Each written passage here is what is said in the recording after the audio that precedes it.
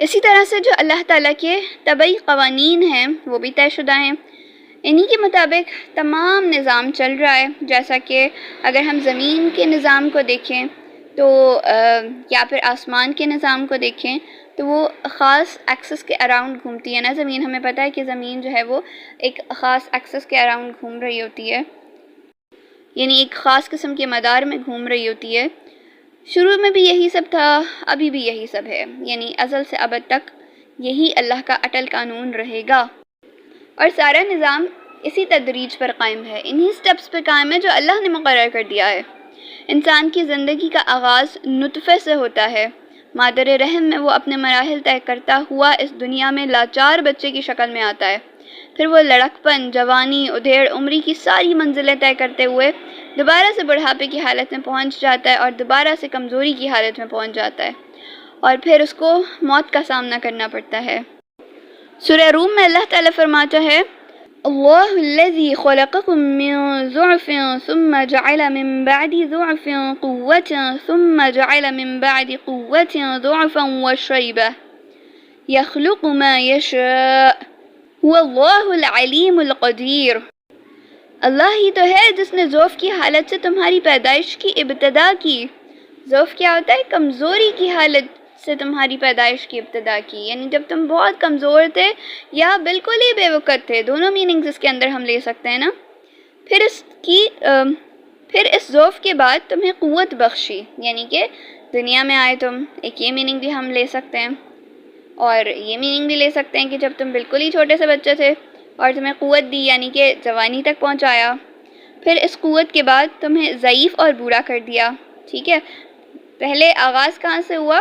جب ہم بالکل ہی کمزور تھے، پھر اللہ تعالیٰ نے ہمیں طاقت کی بلندیوں پر پہنچایا اور آہستہ آہستہ پھر سے ہمیں بوڑھا کر دیا، ضعیف کر دیا، کمزور کر دیا۔ وہ جو کچھ چاہتا ہے پیدا کرتا ہے، وہ سب کچھ جاننے والا اور قادر ہے۔ تو یعنی یہ ایک ایسا سرکل ہے اللہ کا جو شروع سے لے کر اب تک ایسے ہی چلتا آ رہا ہے۔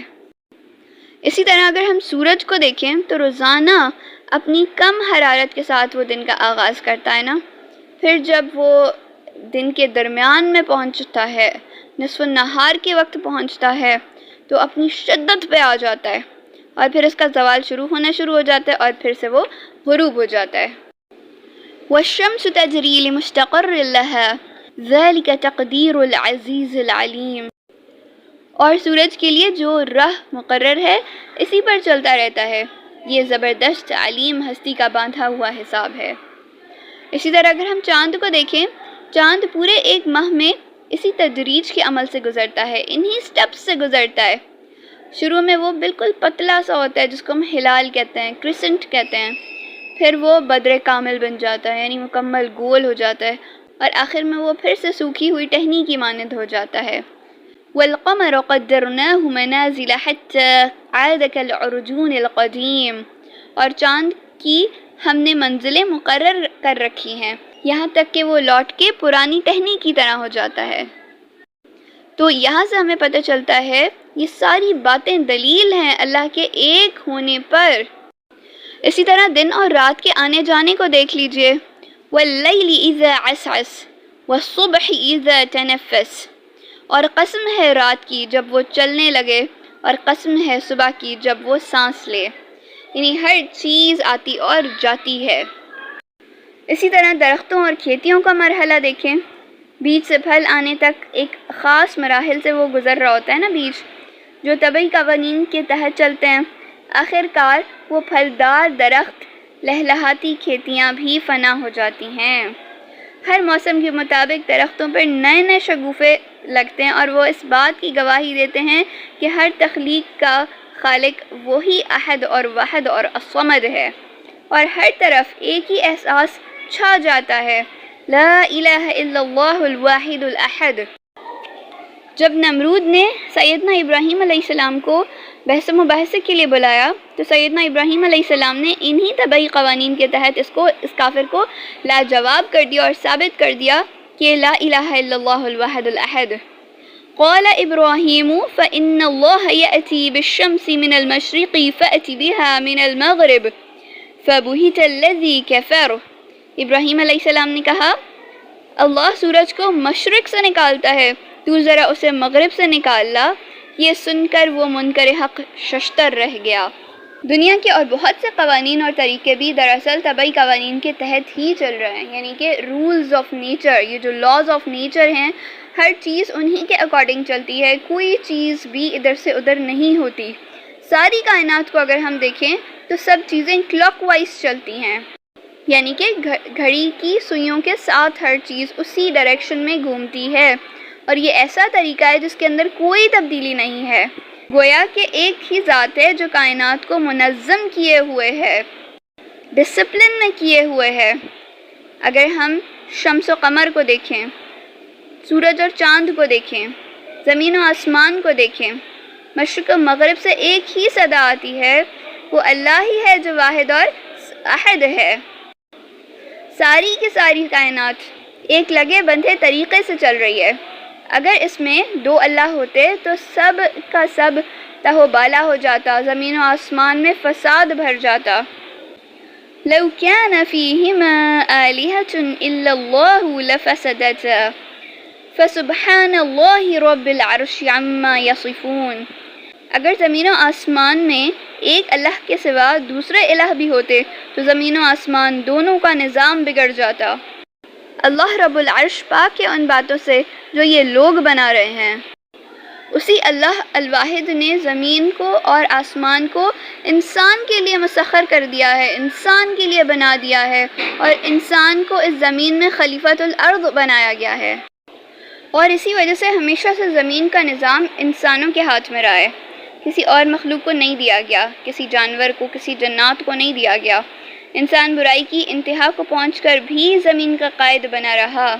برے انسانوں کی قیادت ہٹانے کے لیے ایک قانون انبیاء کی بحثت کی گئی، کیونکہ یہ بھی اللہ کا قانون ہے کہ زمین پر خلافت تقوی والوں کا حق ہے۔ اللہ تعالیٰ سورہ انبیاء میں فرماتا ہے، تم میں سے ان لوگوں کے لیے جو ایمان لائے ہیں اور نیک عمل کرتے ہیں، اللہ وعدہ کر چکا ہے کہ انہیں ضرور زمین میں خلیفہ بنائے گا، جیسے کہ ان لوگوں کو خلیفہ بنایا گیا تھا جو لوگ ان سے پہلے تھے، اور یقیناً ان کے لیے ان کے اس دین کو مضبوطی کے ساتھ محکم کر کے جما دے گا جسے ان کے لیے وہ پسند فرما چکا ہے، اور ان کی موجودہ حالت خوف کو امن میں بدل دے گا۔ بس وہ میری بندگی کریں اور میرے ساتھ کسی کو شریک نہ کریں، اور جو اس کے بعد کفر کرے تو ایسے ہی لوگ فاسق ہیں۔ یہاں پر ہمارے لیے بھی بہت بڑا سبق ہے کہ اللہ تعالیٰ کہتا ہے جو نیک لوگ ہیں، جو ایمان لے کر آتے ہیں، جو نیک اعمال کرتے ہیں، ان کے لیے یہ وعدہ ہے کہ خلیفۃ الارض ان کو بنایا جائے گا، یعنی زمین کی جو بھاگ دوڑ ہے وہ ان کے ہاتھوں میں دی جائے گی، جیسا کہ ان سے پہلے والوں کو یا پھر ان سے پہلے والوں کے ہاتھ میں دی گئی تھی۔ تو اگر ہم دیکھیں شروع سے لے کر اب تک کی کہانی، تو ہمیشہ سے اس دنیا کا نظام نیک لوگوں کے ہاتھ میں رہا ہے۔ ہاں، لیکن اب سوال یہ پیدا ہوتا ہے کہ اگر نیک لوگ موجود ہی نہیں ہوں تو پھر اللہ تعالیٰ ایسے لوگوں کے ہاتھ میں نظام دے دیتا ہے جو اس کے اہل ہوتے ہیں، بے شک کہ وہ نیک نہ ہو لیکن اہل تو ہیں نا اس نظام کو سنبھالنے کے۔ تو آج اگر ہم مسلمانوں کی کنڈیشن کو دیکھ لیں تو یعنی کہ فرداً کوئی ہمیں نیک بندہ ضرور مل جائے گا، لیکن پورا کا پورا گروہ نیک نہیں، پورا کا پورا ملک نیک نہیں، پورا کا پورا قبیلہ نیک نہیں، تو پھر ہم یہ کیسے اللہ تعالیٰ سے کہہ سکتے ہیں کہ اللہ تو ہمیں یا ہمارے اوپر نیک حکمران لے کر آ۔ وہ کہتے ہیں نا جیسی رعایا ہوتی ہے ویسے حکمران ہوتے ہیں، تو خدا را اپنے بچوں کو اور خود کو دین کے قریب کریں تاکہ حکمران نیک آ سکیں اور دین کی بالادستی ہو سکے۔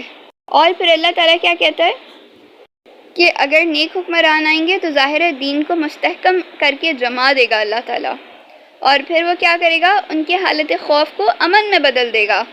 تو دیکھا جائے تو ہم کتنی زیادہ خوف کی کنڈیشن میں رہتے ہیں، آل اوور مسلم امہ کی بات کی جائے تو، یعنی افغانستان، سیریا، عراق، مصر، کہاں مسلمان محفوظ ہیں؟ ہر جگہ مسلمان خوف، بھوک میں مبتلا ہیں، کہیں بھوک ستاتی ہے تو کہیں کفر کا غلبے کا خوف ہے۔ پاکستان کے اندر حالات دیکھے جائیں تو پہلے کرونا کے مسائل وہ تو خیر پوری دنیا میں ہی چلتے رہے، لیکن اب سیلاب کا مسئلہ، یعنی خوف تو ہے نا، کہیں مال کے کھو جانے کا خوف، کہیں بھوک کا خوف ہے، کہیں کس چیز کا خوف ہے اور کہیں کس چیز کا خوف ہے۔ تو اللہ تعالیٰ کہتا ہے اگر تم میری بات مانو گے نا تو میں تمہارے خوف کو امن میں بدل دوں گا۔ تو اٹس اے ہائی ٹائم کہ ہم اپنی آنکھیں کو کھول لیں اور دیکھ لیں کہ اللہ تعالیٰ کتنا زیادہ ہم سے ناراض ہے۔ اب وہ وقت آ چکا ہے کہ ہم اللہ تعالیٰ کی فرما برداری کر لیں، ورنہ یہ وقت بہت قریب ہے قیامت کے، کبھی بھی دجال کا ظہور ہو سکتا ہے، اور اس کے بعد اللہ نہ کرے وہ وقت آ جائے کہ سورج ڈیفرنٹ ڈائریکشن سے نکلے اور ہمارے پاس توبہ کا وقت بھی ختم ہو جائے۔ ہو سکتا ہے ہم اس دنیا سے چلے جائیں، ہماری اولادیں ہمارے پیچھے رہ جائیں، تو ان کی تربیت اتنی اسٹرانگ کرنا کہ وہ ہر فتنے کو پہچان سکیں، ہر دجل، ہر فریب کو پہچان سکیں۔ ہاں، تو بات کیا چل رہی تھی کہ ہم اس قابل ہیں ہی نہیں، ہم اس اہل ہیں ہی نہیں کہ ہمارے ہاتھ زمین کا نظام پکڑا دیا جائے، ہمارے ہاتھوں میں زمین کی باغ دوڑ دے دی جائے۔ اور اللہ تعالیٰ کیا فرماتا ہے؟ میرے ساتھ کسی کو شریک نہ کریں، جو اس کے بعد بھی کفر کرے گا وہی لوگ فاسق ہیں۔ ایک ہوتا ہے کافر، ایک ہوتا ہے فاسق۔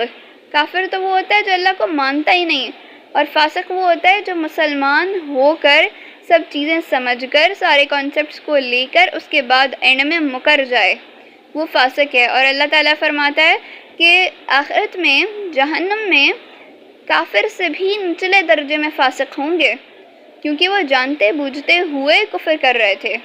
جیسے ایک بچہ ہے نا، آپ اس کو چیزیں سمجھا دیتے ہیں اور اس کے باوجود وہ بات نہیں مانتا، تو آپ کو زیادہ غصہ اس بچے پر آتا ہے کہ اس کو تو میں نے چیزیں سمجھائی تھیں، بتا دی تھیں، پھر بھی اس نے میری بات نہیں مانی۔ ٹھیک ہے، آن دی ادر ہینڈ وہ بچہ جس کو آپ نے کچھ بتایا ہی نہیں تھا، وہ غلطی کرے تو اس پہ اتنا غصہ نہیں آتا۔ تو اللہ تعالیٰ بھی یہاں پر یہی کہتا ہے کہ ایسے ہی لوگ فاسق ہیں جو اللہ کو مان لینے کے بعد یا اللہ تعالیٰ کی نعمتوں سے فائدہ اٹھا لینے کے بعد کفر کریں، تو وہی فاسق ہیں۔ تو خدا را اپنے آپ کو دین پر جما دیں تاکہ دنیا کی باغ دوڑ ہمارے ہاتھ میں آئے، دین کی سربلندی ہو اور پھر سے امن کا دور ہو جائے۔ ایسا دور آ جائے جیسے حضرت عمر کے دور میں ایک عورت سنا سے حضر موت تک سونے میں لدی پھدی ہوئی جائے اور اس کو سوائے اللہ کا کسی کا خوف نہ ہو، تو پھر اللہ تعالیٰ ایسی بستیاں، ایسے انوائرمنٹس بھی کریٹ کر دیتا ہے، لیکن اس کے لیے خود محنت کرنی پڑتی ہے۔ پلیٹ میں پکا پکایا پھل نہیں ملتا کبھی بھی۔